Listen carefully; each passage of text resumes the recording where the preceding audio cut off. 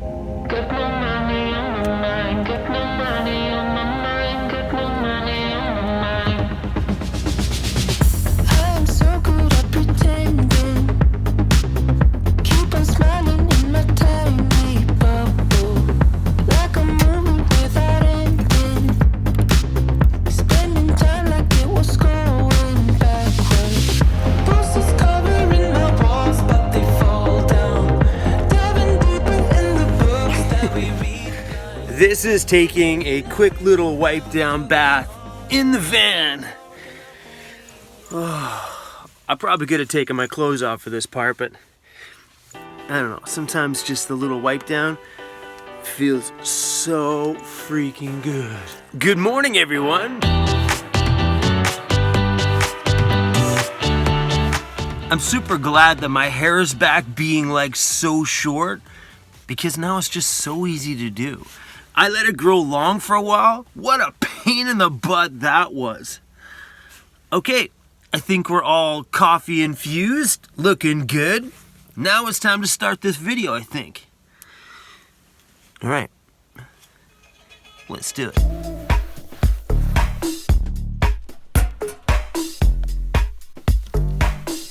I probably could have made my bed, huh?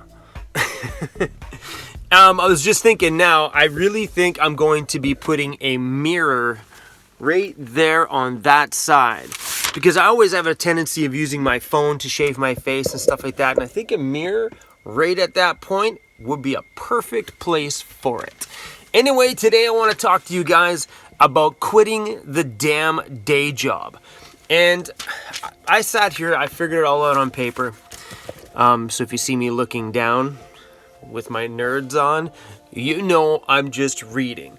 I was thinking this morning when I was having my coffee about what my work day today is like compared to what my work day used to be like when I grinded at a job I had zero passion for. For those of you that are new around here, I quit a 10-year-long job, which it took me forever to get up to $25 an hour. I was getting a bonus, a $10,000 bonus once a year. Well, it was a little less by the time taxes got pulled. But the job was okay, and it was a secure job. I could have stayed at that job forever. But, you know, in life, you just can't always stay in the safe zone just because it's the safe zone. It's what everybody always said. Find a job that had benefits, bonuses, and, you know, secure and steady hours, and never, ever, ever, ever run out of work. Well, that's what that job was like. But living life in that safe zone really freaking sucks. And I sat there this morning and figured out how much of my life I was wasting at a job I had no passion for. So let's break this down. Getting ready for work in the morning and the commute to work is about an hour and a half. Then, of course, you get to work early, because if you're 15 minutes early, you're on time. If you're on time, you're late. So now you got 15 minutes of your time in life wasted somewhere that you don't want to be. Then you got an 8-hour work day, which usually you don't get paid for your lunches. So you get, anyway, your 8-hour work day. Then I had an hour, sometimes an hour and a half commute home, depending on what traffic was like, if there was an accident on the highway. Some days I've had 2-hour commutes home before. Some days 45 minutes, but you know what, all kind of craziness balances it out. So I kind of marked it on an average about an hour and a half. Then when you get home, you think you're home from work, but you're not really home from work because you're not cleaned up and put and showered and dressed and back into your regular normal life. So you got another hour when you get home just to shed that work day. So in total, I was working 12-hour work days. That's a 60-hour work week, but I was only getting paid for 40. So look at it. I'm working 20 extra hours a week for zero pay. A lot of people don't think about their day job that way and how valuable time is. Time is so freaking valuable. And people don't factor in, well, I'm working 20 extra hours for you, getting ready, driving to work, coming home, getting cleaned up before I can start my own life again. All those extra hours, zero pay. So if you look at it this way, 60-hour work weeks, paid for 40 hours. That's 260 days of your life lost. Completely lost. Think about that. If you're working 5 days a week, that's an entire 12 hours of a day plus an extra 8 hours to sleep. Plus you only have a couple hours of just winding down from the day job before you go to bed. That entire day is dedicated to your job. You know, you just lost 5 days a week, 52 weeks a year, because most people can't afford to take off that 2-week vacation. I know I never did. I always ended up just working them because I was so trapped in bills I couldn't afford to take the time off. Think about that. Think about how crappy life is. So if you look at it that way, now you've got 105 days of the year that you could live because you got weekends off. But are you actually living your life those 105 days?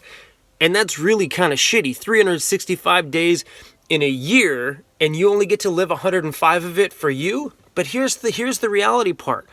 I know this is what it was like for me. I never got to live my life those 105 days because I spent one day winding down from the stress and the being angry and mad. And I took that day to figure out bills and what I was going to take my weekly pay and put it to and how much little money I had left for nothing at the end of it. So I lost half of those 105 days. So I ended up living 52 days of my life. That's right. You got 52 Sundays in a month. I had 52 days to live life for me. And is that really living? I don't know about you guys, but that sounds like bullshit to me. That's why I dropped and quit it. I wasn't getting anywhere. I wasn't paying my debt off because I was paying so much money for freaking rent that I couldn't afford to pay any bills off. You know what I mean? So I was grinding for zero, for nothing. So it just made sense to me to say, see you later to the day job that was destroying me inside and destroying my life and wasting, see that time right there?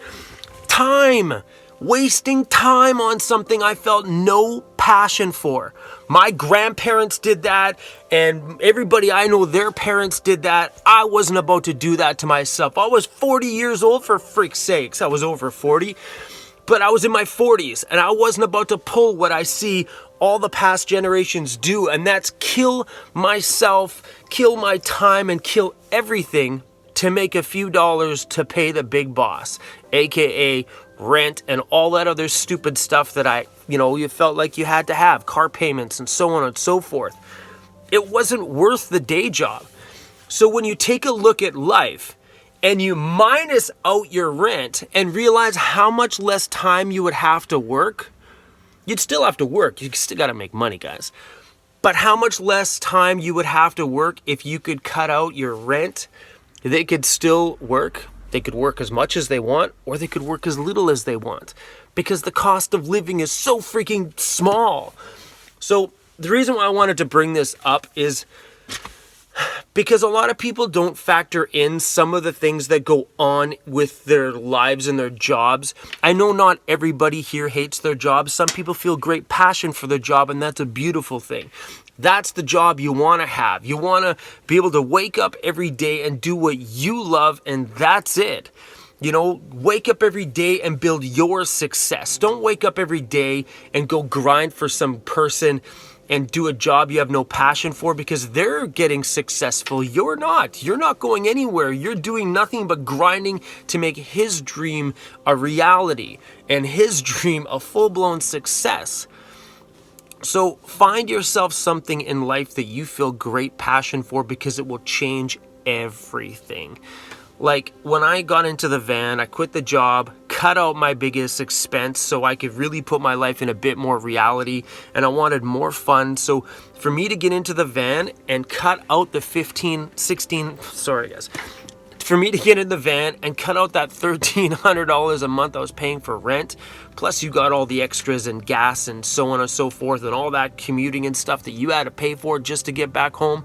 Yeah, man, if you want to factor all that stuff in, my rent was probably about $1,600 a month, including gas, to get to home and back to work. It's insanity.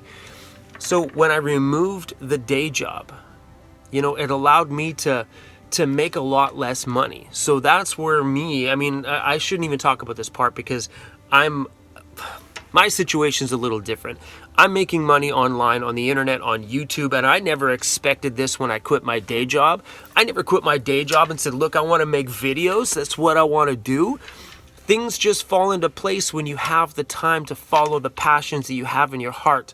And you don't have the time to follow those passions in your heart when you're wasting all of this passion that you should be spending on you. You're wasting the energy from that passion. You're not wasting the passion because that passion wants to do nothing but keep going back inside and just feeding you.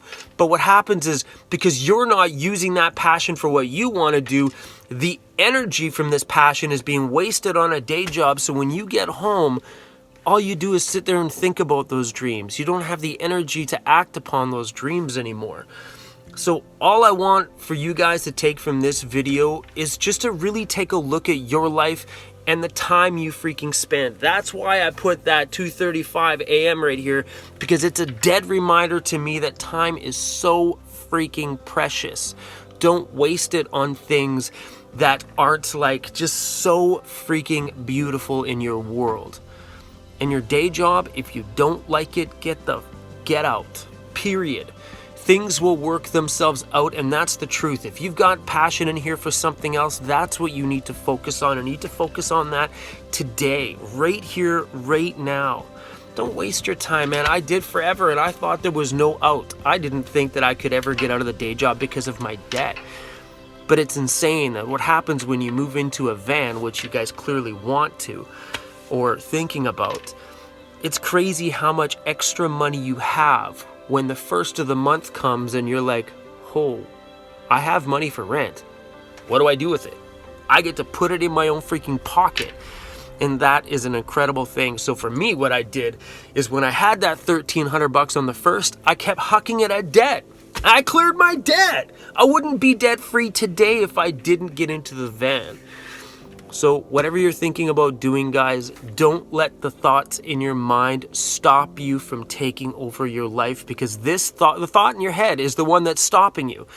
It's the thought in your head that's connected to your heart is the one you need to act upon. And that's the one that's got you right here, wanting a life change. That's what you need to chase. Forget that boundary and barrier that the rest of your mind's like, well, let's stay in this safe zone. The safe zone is much like being normal, guys. It sucks. If I could go back